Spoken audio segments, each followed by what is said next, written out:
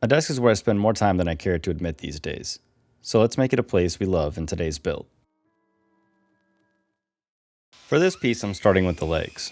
At the miter saw, I rough cut some 8/4 walnut to rough length. Then I took the boards over to the jointer to start the milling process.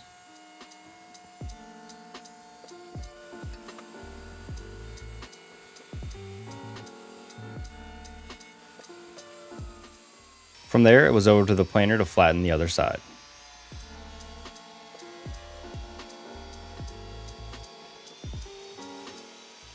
I completed the milling process at the table saw, cutting a clean edge on the final rough side. From there, I ripped my milled boards into blanks for the desk legs.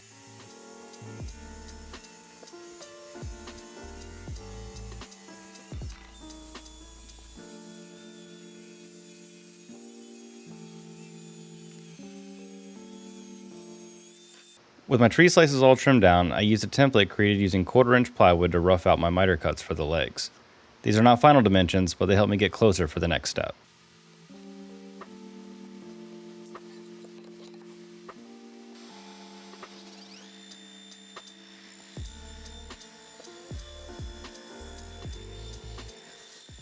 Following my marks, I cut the miter angles at the table saw using a miter gauge. I use my template to set the miter gauge, which really helps ensure that the angles are correct.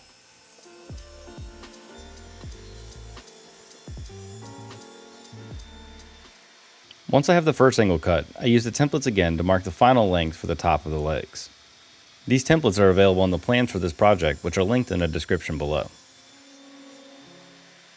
With all my miters cut, I marked out the placement for my dominoes.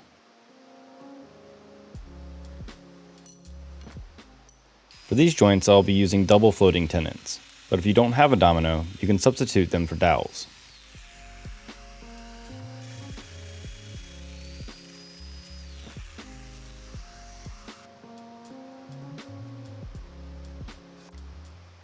To give me even clamping pressure on the joints, I use blue tape and CA glue to attach the offcuts for my leg miters. As a friendly reminder, you should hold on to all your offcuts until you finish a project. You never know when they'll come in handy. Then I could apply the glue to the joints.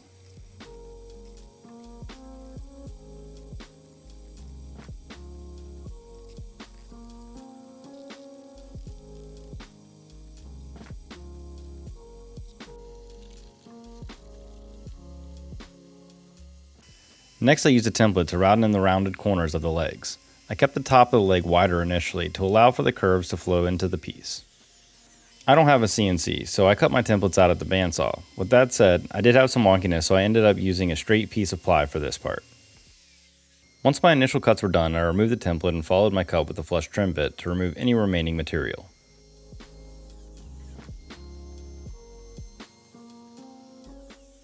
I repeated this process for the outside curves.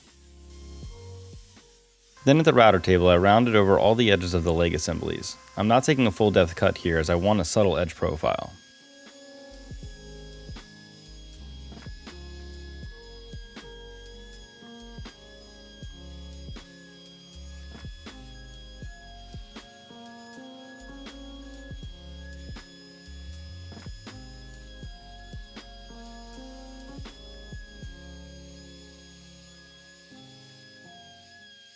With the legs done, I moved on to the slabs for the desktop. I started by cutting one edge using a track saw.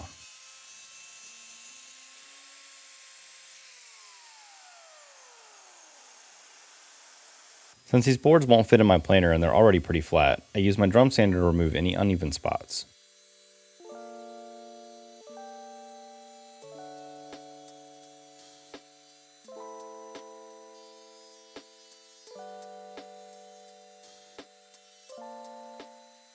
Then I took the trunk slices over to my table saw to square up the other edge.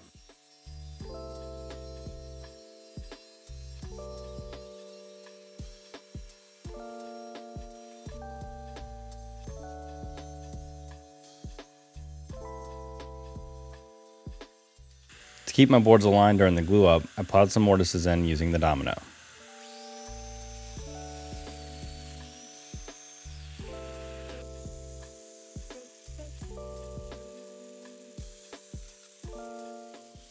Then I applied a liberal amount of glue and joined the boards together.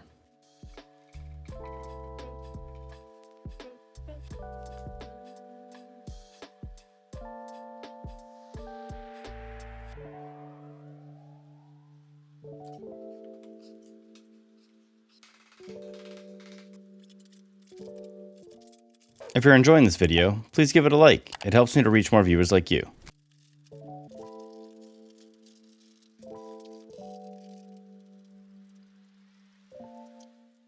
Once the glue dried, I added CA glue to all the wormholes in the spalted maple. Starbond also makes black, which works excellent for walnut. Then I cut the ends of the desktop square with the track saw.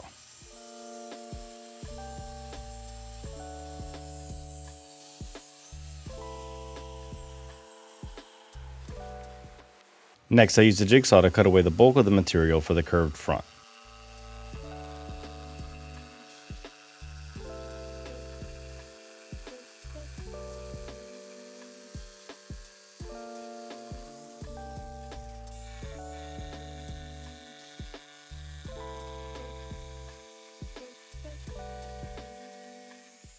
Using a flush trim bit in the router, I cut away the remaining stock by following my template. Being that the top is pretty thick, I did this in 2 passes. I cut the first half of the curve, then flipped my template and cut the other side.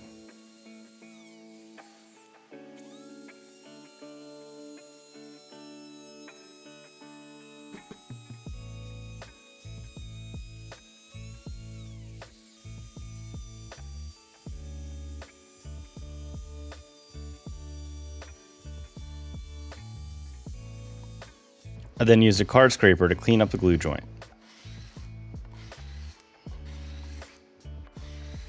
Next, I marked out the placement for my dados.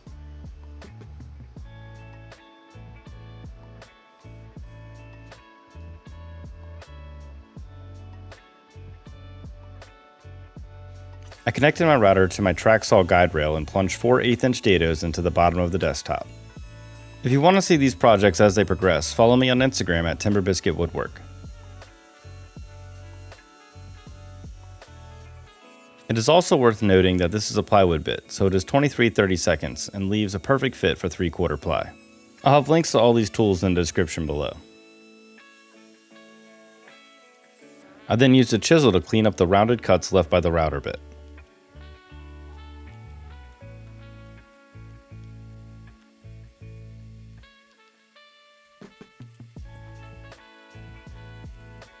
To lighten the look of the desktop, I chamfered the bottom edge using a 45-degree chamfer bit.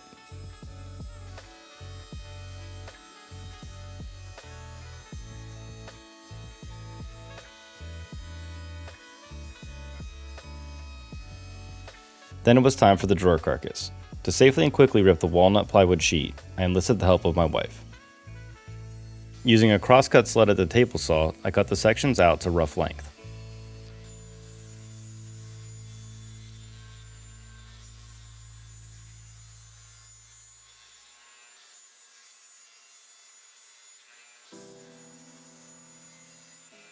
Then I cut the miters for the bottom.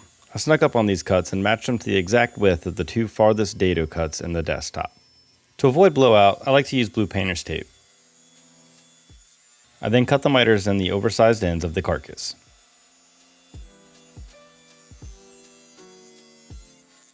Using a dado stack, I cut the dados for the vertical partitions for the shelf supports. If you would like to see more projects like this one, please subscribe, and thank you for your support. Next, I plowed dados into the vertical supports for the middle shelf.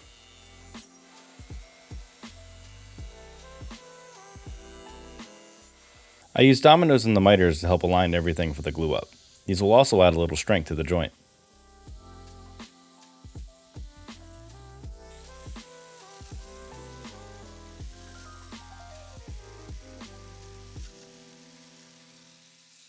I next cut a rabbet into what I thought was the back of the carcass. I did mix up my back and front though, and I cut strips to fill this in. No one would ever know this if not for YouTube. But onward we go, and I glued the carcass together.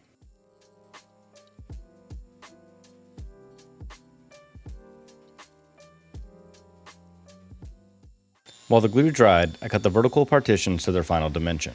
They are a 1/4 inch shorter than the carcass ends to allow for a secure cap to be attached to the back of the desk. Once again, it was time for assembly and glue.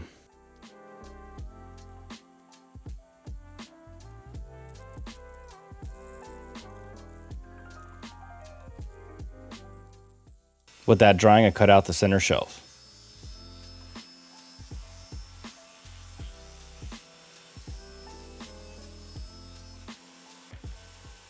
Then I glued it in place.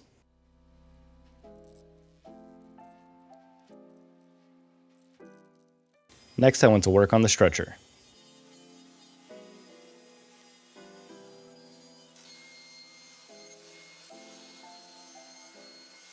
I marked out the placement for the dominoes, being sure to measure from the center and the foot of the rear leg.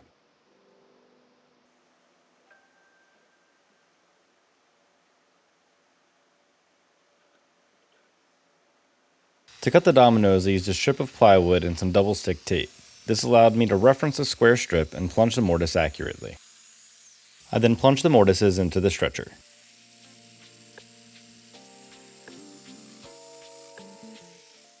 Using a trim router, I put an 1/8 inch roundover onto all 4 edges of the board. Then it was time for edge banding. Since I can't fit a flush trim bit into this small space, I cut the strips just proud of the plywood's thickness. I used a pull saw to cut the vertical pieces to length.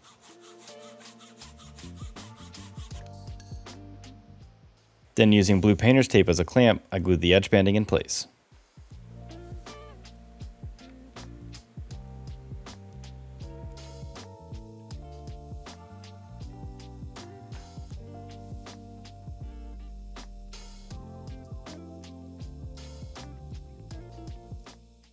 Finally, it was time to glue and attach the leg assembly to the top.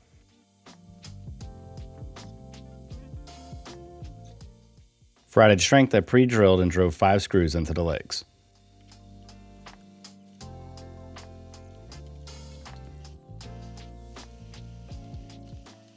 With the glue dry on one side, I could glue and attach the stretcher and the remaining legs.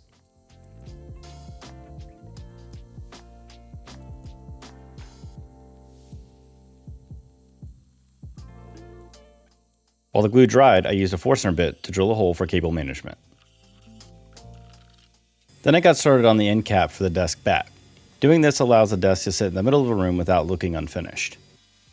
Once it was ripped to width, I used a sacrificial fence to cut a rabbet around the cap's bottom.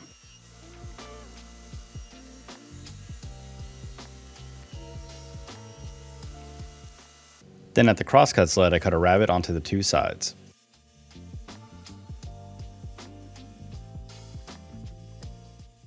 I then glued and clamped it in place.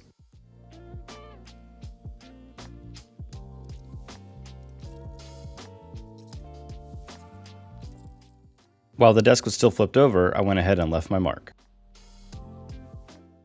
Using the offcut from the desktop, I rough cut a chunk of lumber for the drawer fronts.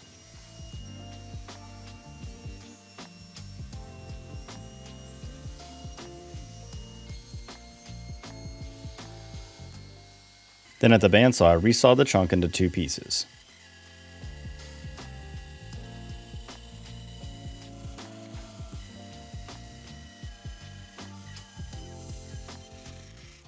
I then took the slices over to the drum sander to sand them to the same thickness.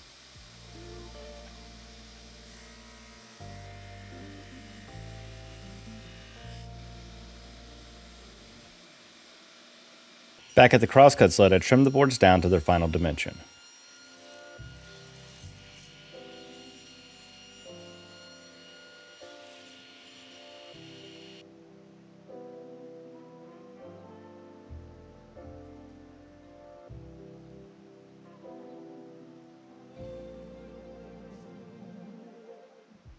I'm using Blum drawer slides for this piece. If you want to see a more detailed video on how I install them, check out my bookcase video linked in the card above.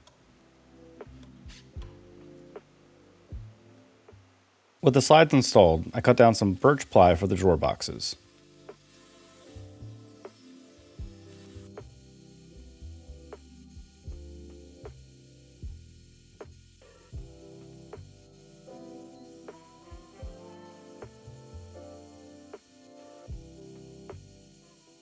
At the bandsaw, I cut a notch for the slides in the rear panel.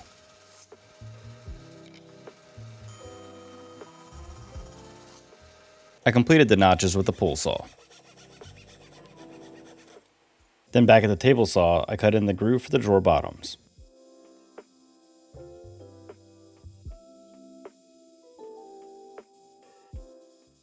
And finally, I cut the drawer bottoms from 1/4 inch birch.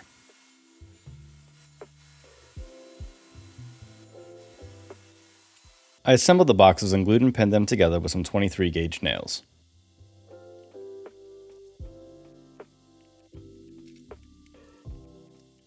Then I used this awesome jig from Rockler to attach the hardware.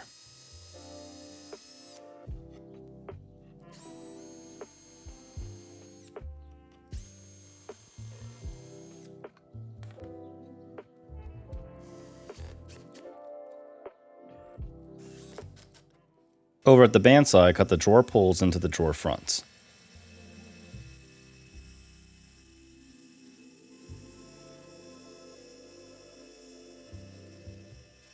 Then using a 32nd of an inch shim and double stick tape, I clamped the fronts into position.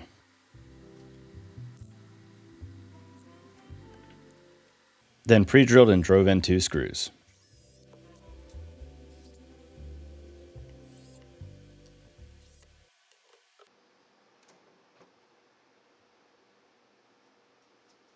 I finished the desktop by adding an 1/8 inch roundover to the top edge.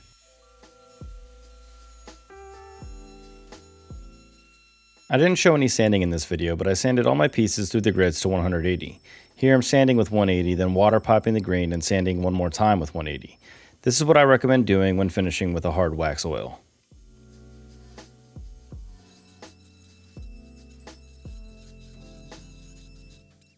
The finish I'm using is Rubio Monocoat. I have a coffee table build that goes into more detail about the application you can check out at the end of this project.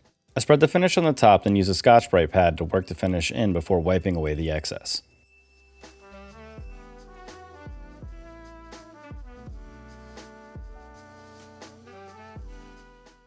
I just applied the finish with a Scotch-Brite pad for the other parts of the desk and wiped away the excess with a shop towel.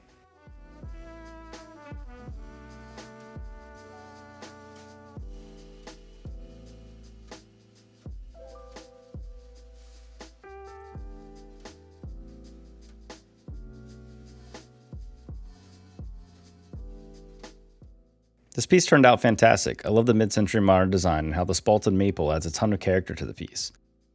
This desk is built to last and will hold up for many years of use. Be sure to check out the plans below if you want to build this piece yourself. If you enjoyed this video, check out my other build videos. If you feel I earned it, please subscribe as I publish new videos all the time. Thanks for watching, and I'll see you next time.